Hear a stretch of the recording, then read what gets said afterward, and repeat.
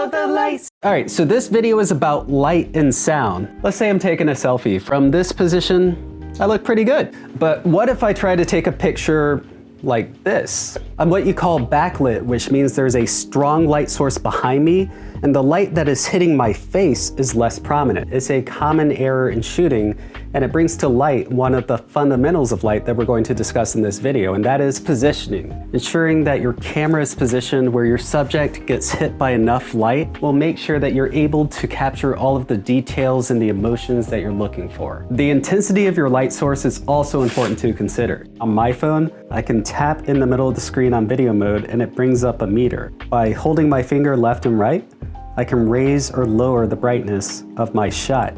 You can make your own adjustments to how you want it, and then hit record. This can help you get your subject looking appropriately lit, so I'm not too dark or underexposed and not too bright or overexposed. When you have too much light on your subject, you'll begin to lose detail and your shots will begin to look like this. All right, so there's actually different types of light, starting with natural light. I'm outside now. Wow, it's a beautiful day.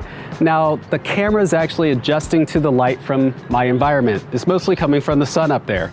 And if you notice, when I'm outside, this looks a lot more natural than I did over here in the hallway, where it looks a lot more orange. Now, natural light, and this is the reason the sky is blue, actually appears a bit more blue on camera than your incandescent light bulbs, which will give you a warmer appearance. Different lights actually all have different color temperatures, so depending on the room you're in, you'll look completely different depending on the light source. Okay, I'm back inside. I'm at my desk and I'm going to film myself. I need to control all the light entering the room. Let's take a look at the room and see how many different light sources we have. There's artificial light in the bulbs and the screen, and then there's natural light from the sun outside. You never want to mix lighting, so what I'll do is choose one type of light for my scene. I'll black out the other lights and adjust with a single artificial light source. Alexa, TV room off. Okay.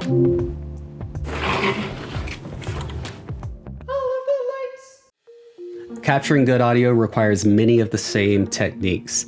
I need to consider the intensity of the audio I'm recording as well as the distance from my audio source to the microphone. Many smartphones will have their mic at the bottom of the phone and they'll capture audio going directly into the phone as well as circling around the outside in front of it.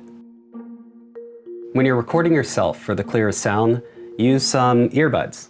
Either Bluetooth or wired will work as long as they have an attached microphone. I also like to do a test recording before doing the full take, just to make sure that the sound is okay. For everything else, when you use your smartphone, just get really close to where the sound source is and try to avoid any other sounds coming into it. In my case, that usually means turning off the fish tank, my refrigerator, and closing the blinds before I shoot. So when you play back your audio, the sound should be loud enough to hear clearly without background noise, but also not so loud that it becomes distorted. The loudness of the audio that you capture is measured in decibels. The louder your audio is, the higher the decibel figure will be. Here's some footage of me capturing different types of audio to measure loudness.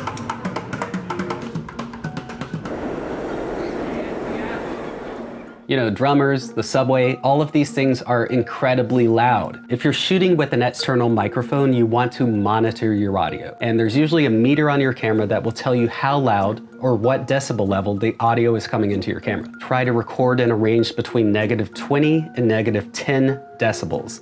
This will give you plenty of room to raise things up later without being distorted. And that's all you need to know. All you need to know. That's all you need to know.